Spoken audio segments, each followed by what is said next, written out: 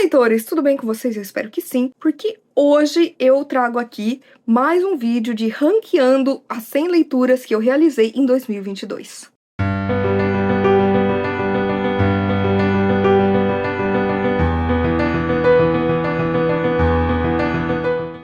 Pois é, gente, já saiu aqui o vídeo falando das 50 piores leituras que eu fiz no ano passado. Não piores, mas assim, tem desde o 100 até o 51, né, das leituras que eu curti um pouquinho aqui, mas eu achei que não teve desenvolvimento, ou não curti tantos personagens, ou a história podia ser melhor, ou, sabe, não me deu vontade de continuar a ler uma trilogia, ou sei lá, ou mesmo livros que realmente eu não gostei, sabe, que não foram pra mim em 2022. E agora, né, cumprindo aquele desafio que eu me coloquei de tentar falar apenas uma frase simples sobre por que tal livro está em tal posição, agora eu falarei das 50 melhores leituras de 2022. Então, vamos lá. Em 50 ficou É Fácil Matar, da Agatha Christie, um livro que tinha um começo instigante, teve um romance meio blá, porém tem aqui o maior, pior vilão que a Agatha já escreveu, na minha opinião. 49, O Escaravelho de Ouro e Outras Histórias, do Edgar Allan Poe. Eu já tinha conhecimento de algumas dessas histórias, inclusive uma das minhas histórias favoritas do Poe está nesse livro. Porém, O Escaravelho de Ouro, que era uma história que eu queria ler há muito tempo, me decepcionou, então por isso que ele não tá mais alto nesse ranking. 48, Matilda, do Roald Dahl. Eu acho que foi muito legal revisitar esse clássico que eu conhecia, né, do filme, que eu assisti muitas vezes quando era criança, me identificava, e acho que é uma leitura muito interessante, principalmente para o público infanto-juvenil. 47, A Aniquilação, do Jeff Vandermeer, o primeiro livro aí de uma trilogia, e eu resolvi só ler ele porque eu acho que ele é muito bom do jeito que ele é, não precisa de mais, né, de uma mulher explorando coisas bizarras no planeta Terra, e talvez a gente tenha aí uma coisa meio Fever Dream, que eu adoro. 46, Pumpkinheads, da Rainbow Rowell e da Faith Erin Hicks. É um quadrinho super fofo que acontece na noite de Halloween e que a gente tem dois adolescentes que estão dizendo adeus ao seu trabalho ali numa pumpkin patch e que essa última noite eles decidem explorar finalmente, né, este lugar. E assim, eu acho fofíssimo e principalmente as ilustrações são incríveis. 45, Hard Boy Wonderland and the End of the World, do Haruki Murakami. Aqui a gente tem uma questão gordofóbica que me incomoda, porém a gente tem duas narrativas que vão alternando e que em algum momento se encontram. Eu amo quando o Murakami faz isso, até porque eu acho que ele inovou muito ao escrever essa história. 44, O Exorcismo da Minha Melhor Amiga, do Grady Hendrix. A gente tem duas melhores amigas, que uma acaba sendo possuída e a outra faz de tudo pra tentar ajudar ela, e a gente vai se frustrar bastante na história, mas também vai se divertir muito com diversas referências. Então, eu gostei bastante e foi onde começou o meu amor pelas histórias do Grady Hendrix. 43, O Elefante Desaparece, do Haruki Murakami. É uma coletânea, foi a primeira coletânea que eu li do Murakami e tem histórias incríveis, principalmente Sono, que foi a minha primeira experiência com Murakami e que eu reli e que valeu super a pena porque só fez o meu amor por essa história aumentar. 42, Deserter, do Junji Ito. Esse é um livro que reúne diversas histórias que o Junji Ito escreveu e ilustrou há muito tempo e que ainda não tinham, né, saído num volume. Só que, gente, eu gostei bastante. Tem umas que são mais abruptas, o final, outras que causam mais reflexões, porém, aqui a própria história Deserter é incrível, um dos maiores plot twists que eu já li na minha vida. 41, nono volume de Death Note, do Tsugumi Oba e do Takeshi Obata. Aqui a gente vai ver muito a questão de como o governo está tratando todo esse caso de um serial killer matando criminosos, mas também ameaçando o governo, sabe, a deixar ele em paz. E você vai ver muito isso não só no Japão, mas nos Estados Unidos, como, né, que tá tudo se organizando. Então eu achei interessante porque ele traz umas reflexões muito legais a respeito do papel do governo quando o assunto são criminosos e o próprio grande criminoso da história, genocida, que é o Kira. 40, Morte nas Nuvens, da Agatha Christie. Eu gosto bastante de histórias da Agatha que se passam num espaço fechado, que é o caso daqui, né, de um avião, em que o Poirot está e uma morte vai acontecer. Então, eu achei muito sensacional como a Agatha conectou as coisas neste livro. 39, Presa com Você, da Hayley Hazelwood, mais uma novela da Hayley Hazelwood que eu li e que eu gostei gostei, achei fofinha, sabe? Duas pessoas que trabalham com a mesma coisa, que têm o mesmo interesse, que gostam das mesmas coisas e que acabam se apaixonando. E, lógico, por causa de um mal-entendido, elas acabam se separando, porém, elas terão a chance em um elevador fechado, sabe? De fazerem as pazes. E, ai, eu acho muito fofinho. 38, The Liminal Zone, do Junji Ito, um livro que tem aí 4 histórias, todas focadas ali em mulheres, e a gente vai ver muito do insólito, do sobrenatural, e eu particularmente gostei bastante, porque eu acho que de todas as coletâneas do Junji, essa é a que tem um fio condutor maior, que é esse tópico das mulheres.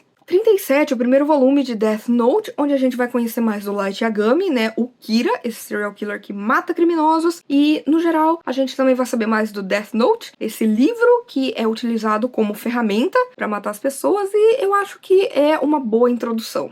36, Crônica do Pássaro de Corda, do Haruki Murakami. É uma trilogia, na verdade, que eu não sabia, mas eu gostei bastante de tudo que a gente vai ver aqui, de como essa história apresenta um dos protagonistas que eu mais gostei do Murakami até hoje. Porém, eu acho que eu gostaria mais se eu lesse com calma, porque eu li num momento muito turbulento da minha vida e quero reler mais pra frente, com certeza, porque eu gostei bastante. 35, Cartas na Mesa, da Agatha Christie. Gosto bastante, porque aqui a gente tem 4 personagens da Agatha que a gente já viu em outros livros. Pra quem lê em ordem cronológica, né, já conhece. Então foi muito bacana ver todos eles envolvidos em um assassinato e cada um tendo a sua perspectiva diferente de como tentar chegar aí à conclusão de, né, quem que tá por trás de tudo. Então gostei bastante. 34, o sexto volume de Death Note, acho bem bacana, acho interessante, apesar que vai levar a história para um outro lado, que também causa uma quebra, só que dali vai sair muita coisa que vai explodir nossa cabeça.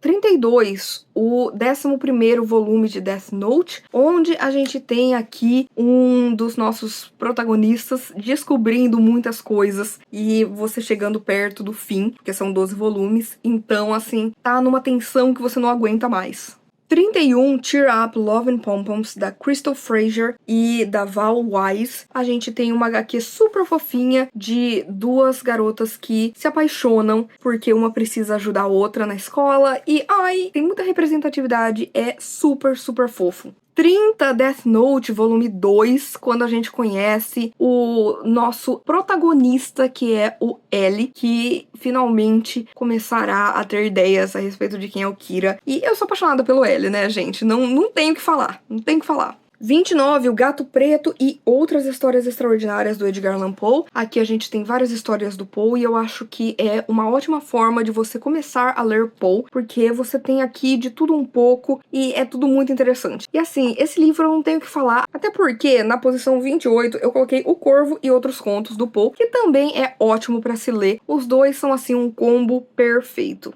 27, The Southern Book Club's Guide to Slaying Vampires, do Great Hendricks. Minha história favorita do Great Hendricks. Várias mulheres começam a perseguir um vampiro. E é muito interessante, apesar de ser um livro que me deixa enfurecida por causa dos homens dessa história. 26, A Hipótese do Amor, da Hailey Hazelwood. Eu li digitalmente e depois eu comprei, de tanto que eu gostei, porque a gente tem basicamente uma fanfic focada no meio acadêmico, em que a gente tem basicamente personagens que representam o Kylo e a Rey de Star Wars. Então, assim, pra mim é perfeito, é meu casal. Então, assim, amei a história e me fez gostar de romance contemporâneo, uma coisa que eu nunca imaginei.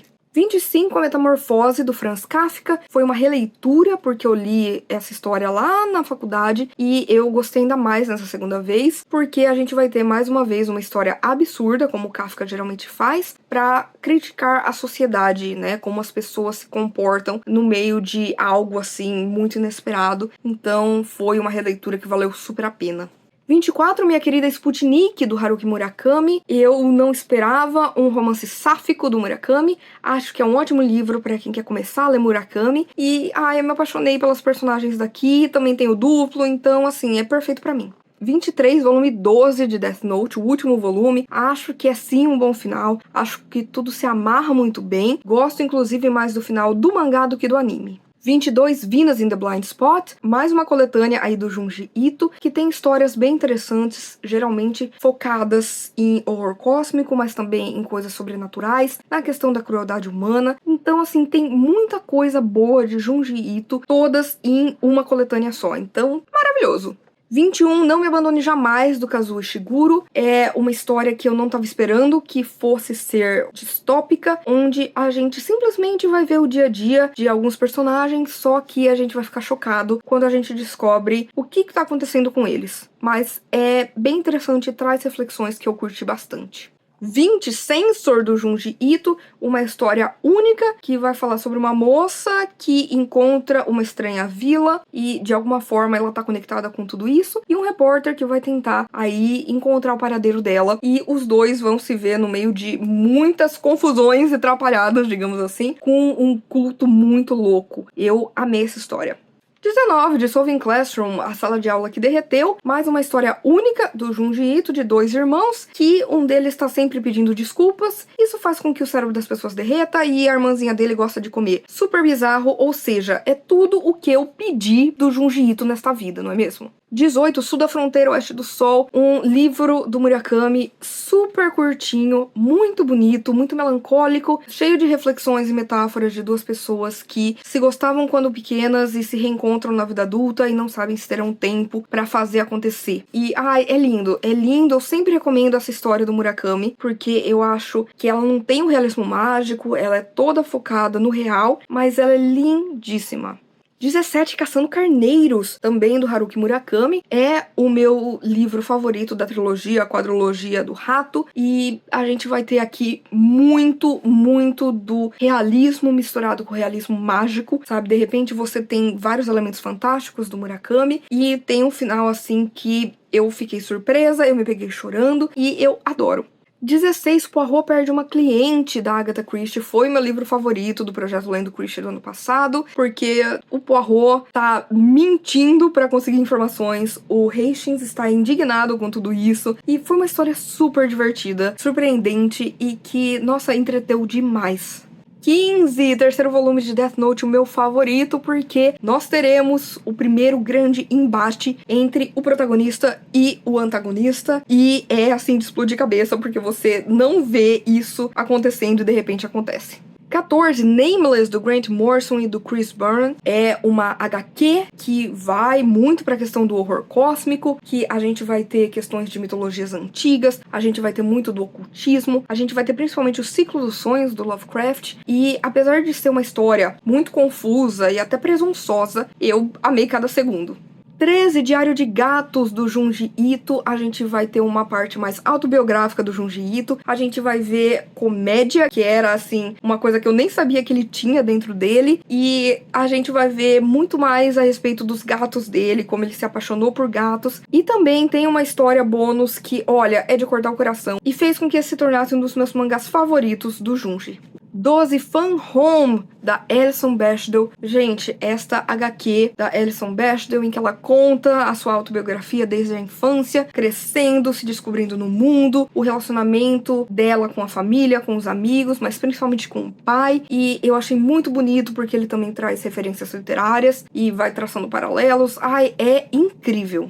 11, Querida Combine, da Sayaka Murata. A gente vai ter uma mulher neurodivergente que trabalha em uma loja de conveniências e que ela tá feliz, mas ninguém tá feliz, e a gente vai ter muita reflexão a respeito de, nossa, o que o mundo espera da gente o tempo inteiro, se a gente tá feliz com aquilo. Uma história simples, rápida, curta, mas maravilhosa. 10, Os Dois Morrem no Final, do Adam Silveira. Gente, aqui a gente vai ter dois rapazes que vão morrer naquele dia e que acabam, de repente, se tornando amigos, né? E passando as suas últimas horas juntos. E a gente vai ver como eles vão viver antes de morrer. E é lindo e eu chorei pra caramba. 9, Shiver, do Junji Ito, provavelmente minha coletânea favorita dele, porque tem histórias assim que me arrepiaram, que me deram pesadelos, principalmente balões no ar, e eu acho que é uma coletânea maravilhosa, tem de tudo um pouco, mas todas as histórias ali de alguma forma vão te aterrorizar. Oitavo, quarto volume de Heartstopper da Alice Oseman. Eu achei que foi muito fofo, é o meu volume de Heartstopper favorito até agora, porque a gente vai ver o casal Nick e Charlie separados, mas cada um tendo que lidar com as suas próprias questões, e eu gosto de como a Alice Oseman lida aqui, principalmente com a questão da saúde mental, de uma maneira que eu achei muito correta, e ao mesmo tempo eu me senti acolhida lendo. 7, Piranesi, da Susanna Clarke. Aqui, mais uma história muito louca de um cara que vive numa casa infinita, porém, coisas estranhas começam a acontecer naquela casa. Eu acho uma escrita poética, acho uma história melancólica e mal posso esperar para ler mais coisas da Susanna Clarke. 6, A Biblioteca da Meia-Noite, do Matt Haig. Uma história de e se, em que você vai poder ver a protagonista enxergando outros possíveis futuros que ela teria se tivesse feito coisas das quais ela se arrependeu de não ter feito, e que tem uma moral que a gente já espera, mas que ainda assim é importante, é bonita. Também chorei bastante lendo.